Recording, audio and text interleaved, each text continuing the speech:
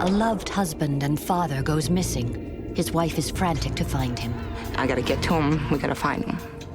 A psychic finds herself as a go-between, relaying clues she believes come from the man who's gone missing. It's Pickle, it's Pickle. Will this clue help police solve the mysterious disappearance? I could see the sincerity in her face. She believed what she was telling me. He wants to be found.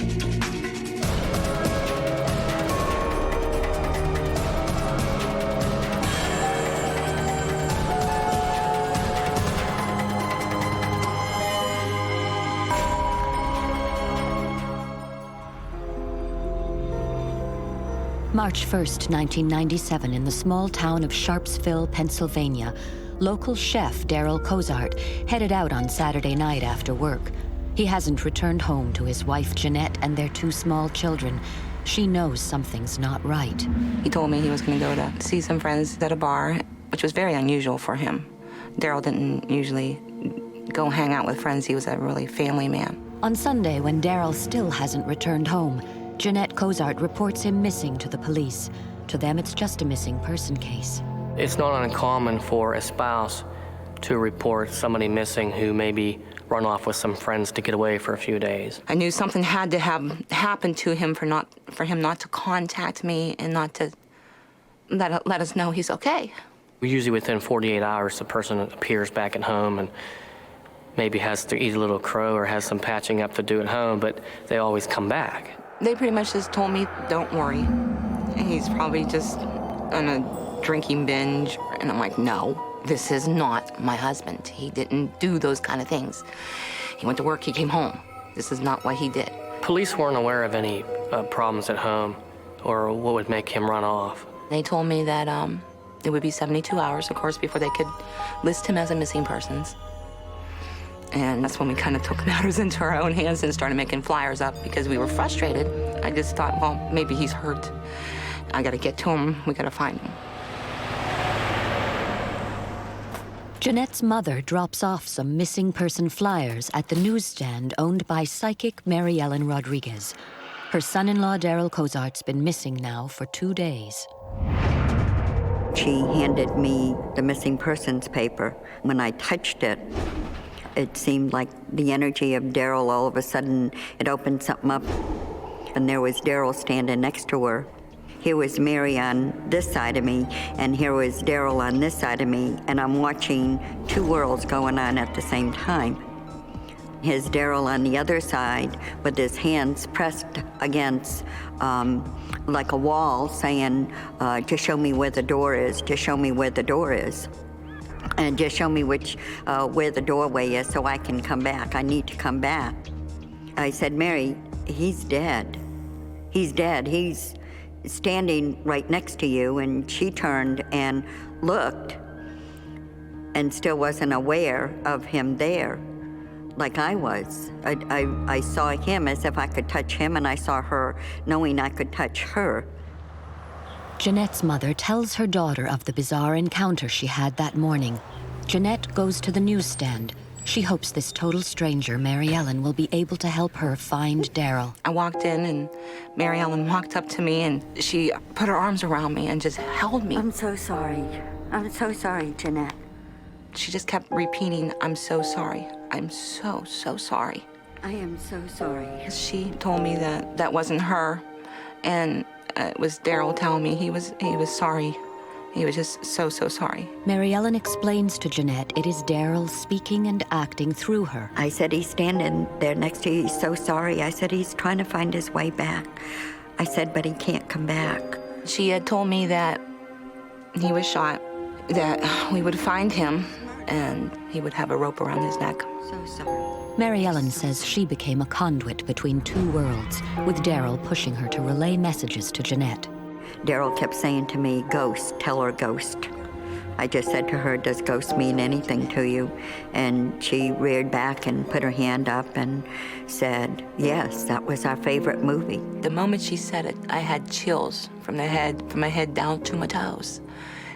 And at that moment, I knew it was him, and that this was the real thing, and that no matter how much I wanted him to be here on earth with us, he was no longer.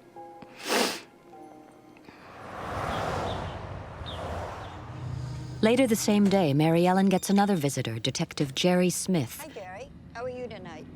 He's a policeman in the town just next to Sharpsville, the town where Darryl Cozart lived. When Jerry came in, I said to him, you know that guy that's missing, he's dead. First I looked at her like, you know, you're nuts, you know. She says, no, I have this vision, and I see things, and he's laying out in a field or a swamp. It's real marshy, she said, and I could see he has something around his neck, like a rope or a chain, and that he's shot. And I didn't know what to make of it. And he said, how do I know he's dead? I said, well, he's standing right next to you. I thought at first she was joking. And then I could see the sincerity in her face that she wasn't joking. She believed what she was telling me. And it's bizarre, and it makes it difficult because you can't use apparitions or visions as testimony in any court of law as the laws as we know it. So to vow or to affirm that something is true based on a vision, the courts will not recognize it. So basically it becomes at that point just a piece of information to guide the investigator, more of a tool than anything. Detective Smith decides he has to pass on the information because of Mary Ellen's credibility. It's not like some transient that just comes walking in off the street and says, hey, I had a vision. This is a business person who has a good reputation in the community and has had that business there for years. Detective Smith meets with the Sharpsville police, the neighboring police force with jurisdiction over the case. I remember saying to him, I don't think I'm crazy. I'm not drinking. I'm not smoking anything. But Mary claims she had a vision, and the person you're looking for is deceased, and he was murdered. I remember the officer kind of looked at me like, yeah, you're right. I do think you're crazy. But he took the information down. Skeptical, the Sharpsville police check out Detective Smith's information. An officer visits Mary Ellen, who says Daryl is telling her what to say. Well, yes, I said he's dead. And that seemed to be what I kept saying over and over.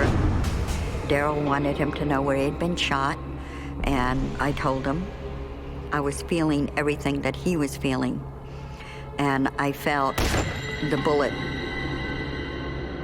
Despite Mary Ellen's clues, police are still not convinced this is anything more than a husband who's run off. He was such a great father. He loved his kids so much. Playing football with his son and helping his daughter learn how to ride her bike.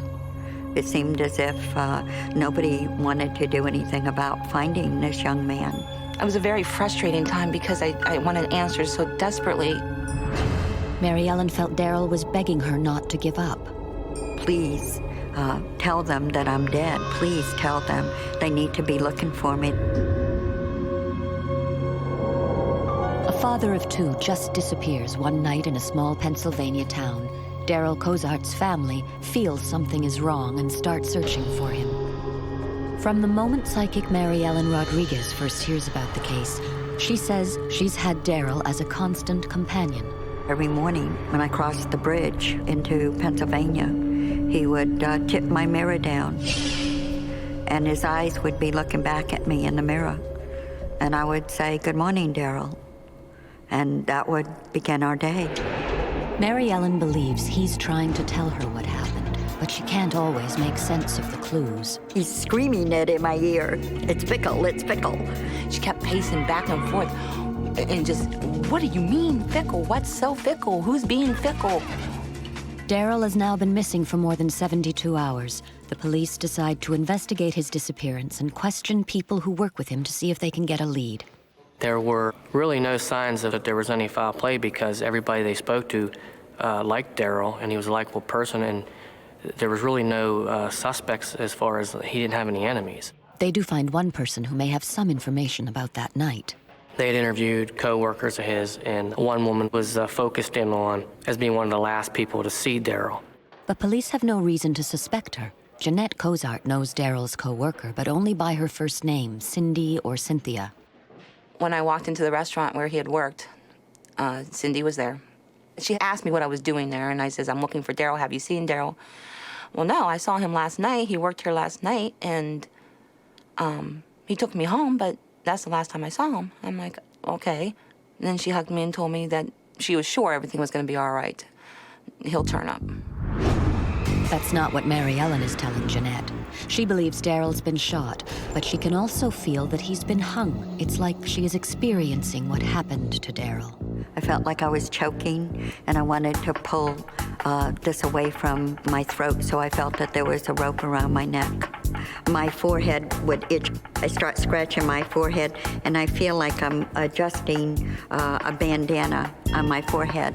So I began to realize that at the moment that he was murdered, he was actually wearing a bandana.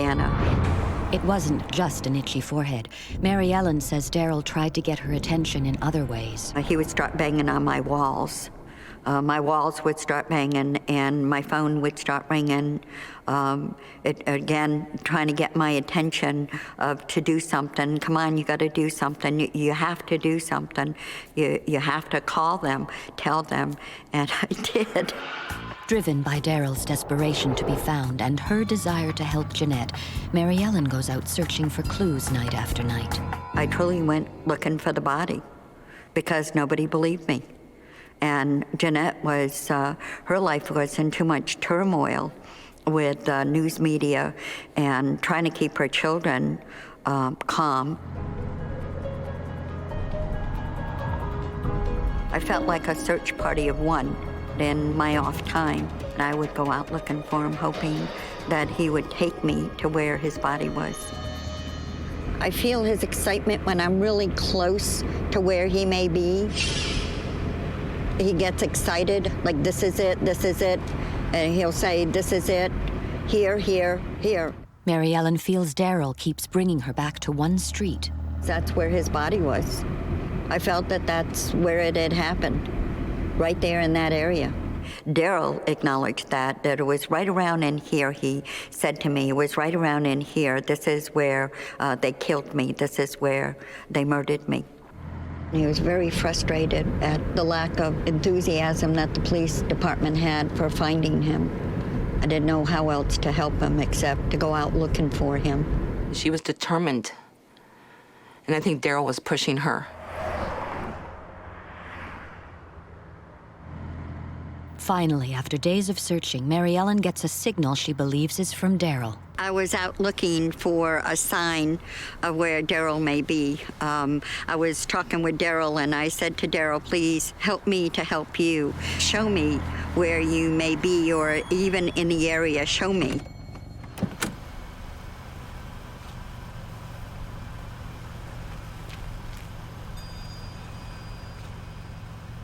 When I found the sneaker, it was pointed west towards the airport, and so that may have been a sign that he's either in this area or he's down that way, down west to the airport. Mary Ellen was worried no one would believe her, so she doesn't tell police about the shoe, but she feels it may have been a sign after all. A week after his disappearance, police find Darryl Cozart's van near the airport. Inside the van, police discover evidence of Daryl's murder. The van had blood. You went on the side doors, there was blood on the carpet. There's only a couple ways you can get blood in there. And unfortunately, one is the person's deceased. Mary Ellen has been telling the police Daryl's dead from the beginning. So that became a validation for me. For Daryl, that was a sigh of relief that, see, now they know I'm dead. It's now a murder investigation, and police are under pressure to find Daryl's body. We didn't know exactly where he was killed or by who. The last thing you want is the public to feel unsafe, like there's a killer on the loose somewhere, and am I next?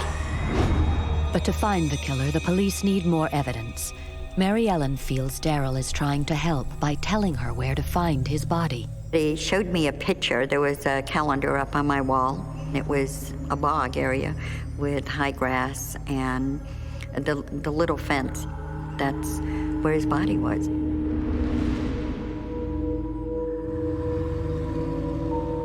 Mary Ellen knows Daryl is desperate to be found and feels him getting more and more agitated. She is shocked by what she says happened next. I'm driving to church, and he grabs my steering wheel. He says, I want to go to the police department. I want them to know I want to be buried in a gray pinstripe suit. Finally, I had to strike a deal with him. And I said, okay, Daryl, I tell you what. I said, you let me go to church, and then afterwards I will drive to the police department and we'll talk. And he conceded and he let go of the steering wheel. So after church, Mary Ellen pays a visit to the Sharpsville police to ask why they're not checking nearby bogs, like the picture she showed them on her calendar. And I said, you've got a picture of where he's located. Can't you find that area? Can't you just search? Can't you go out and look? I know he's face up, and my forehead is still itchy, so he's still wearing the bandana. The officer isn't convinced there's any merit to what she's saying. He said, I don't have the manpower to do that, and that could be any place. Daryl was answering all the questions. And at that point, the police officer said to me, will you tell him that if he wants to wear that suit, we better find him soon. Mary Ellen relays messages back and forth, and finally, one last bit of information from Daryl for the Sharpsville police. And he said, tell him before Tuesday. Before Tuesday morning, they will find me. Darryl Cozart has been missing now for over a week, and psychic Mary Ellen Rodrigues is convinced the police are on the verge of finding his body. Monday afternoon, all of Mary Ellen's predictions come true. I could feel his excitement. My hands were trembling, I was shaking. He was very excited about they had found him. Another break for the police. A passing truck driver on Highway 11 near the Pennsylvania-Ohio border spots a body wrapped in plastic, dumped by the road. Daryl is found by a bog, exactly as Mary Ellen had predicted. A truck driver happened to come along down a road near a swamp and had spotted what he thought was a body laying out in this grassy area, called police, and police arrived and ended up being Daryl. One of the most horrific things I've had to go through in my life. Losing Daryl this way, having him murdered, was hard.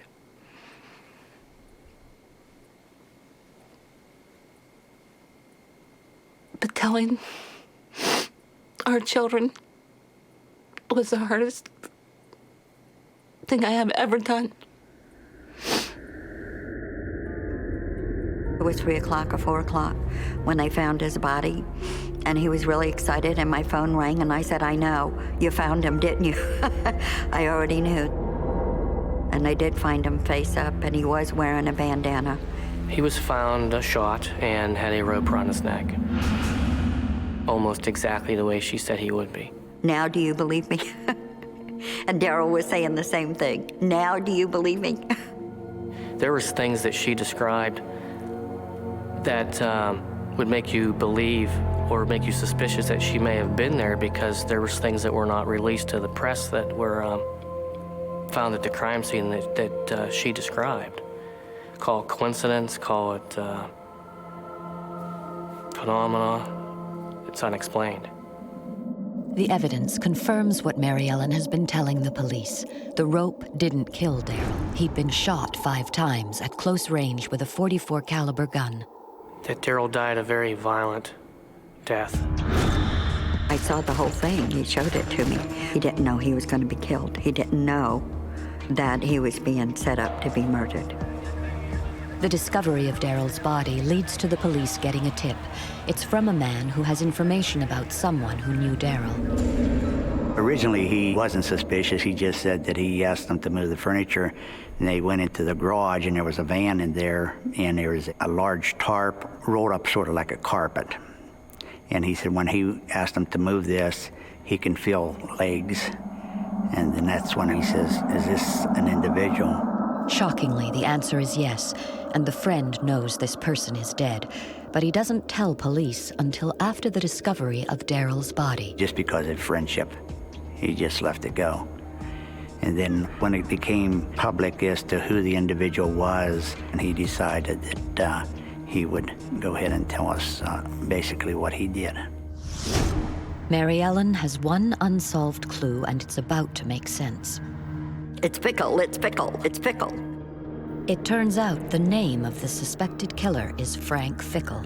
The tip is from a friend of his. A few days earlier, he'd helped Fickle move a body.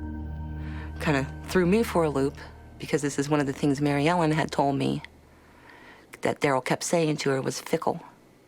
He keeps repeating fickle, she would say, and I'm like, well, what's fickle, you know? And you never think of it as a person's last name. With a search warrant in hand, police comb the Fickle home looking for evidence. And he'll say, this is it, here, here, here. It's the same street Mary Ellen Rodrigues has been driving past looking for clues. And it was quite apparent that he was shot in that basement. The killer had tried to destroy evidence. A couple walls you can see had just been painted. You can see the floor has been washed down, and you can see that they were using bleach, things such as that. And some of the material was still there, so you can tell it was just fresh. But the killer hadn't been able to get rid of all of the evidence. Searching the basement, I could see different fibers still clinging to the cobwebs. Then as I kept on examining the area, I can see, even though there's minute, you can see buds spatter in different locations on the furnace pipes. And in one place I seen up in the rafters, there was a fairly good sized piece of scalp too. At the moment that he was murdered, he was actually wearing a bandana. Mary Ellen was right. Daryl had been wearing a blue bandana when he was shot. We found a bandana up in the upstairs or on the first level floor that had the bullet hole in. And it had one bullet hole in the same area of where he was shot.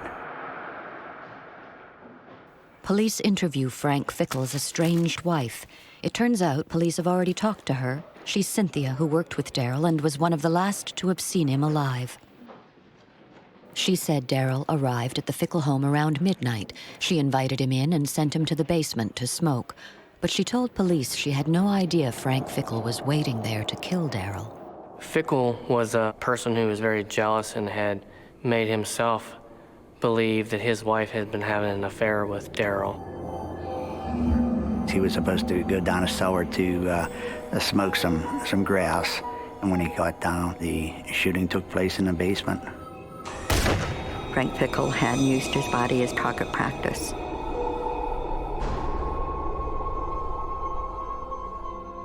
Frank Fickle is arrested on Wednesday, March 12, 1997, for murdering Darryl Cozart in a jealous rage. I don't even know how to explain how you feel inside when you look face to face at the man that murdered your husband. And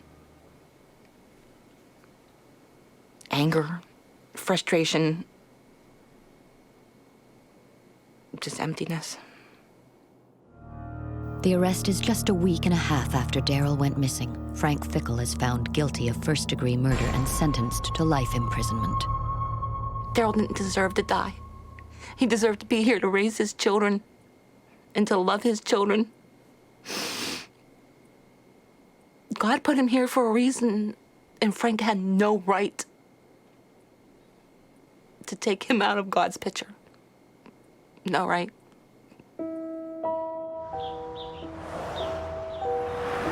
Mary Ellen's involvement maybe led investigators to dig a little deeper, to talk to a few more people, because early in the investigation it was just a missing person.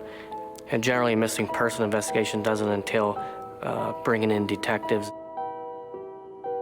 Well, if Mary Ellen would approach me again with any information on a crime we were investigating, I certainly would talk with her, and I certainly would take the information and give a little more weight than I would have the first time. I would not have been able to take that journey without Mary Ellen. Without her, I would have been extremely lost. And we may never have found out who did it. And Daryl finally did get to wear his gray-striped suit at his funeral. For that, Mary Ellen is grateful. My life changed forever when I became divided between two worlds, the earth world and the spirit world.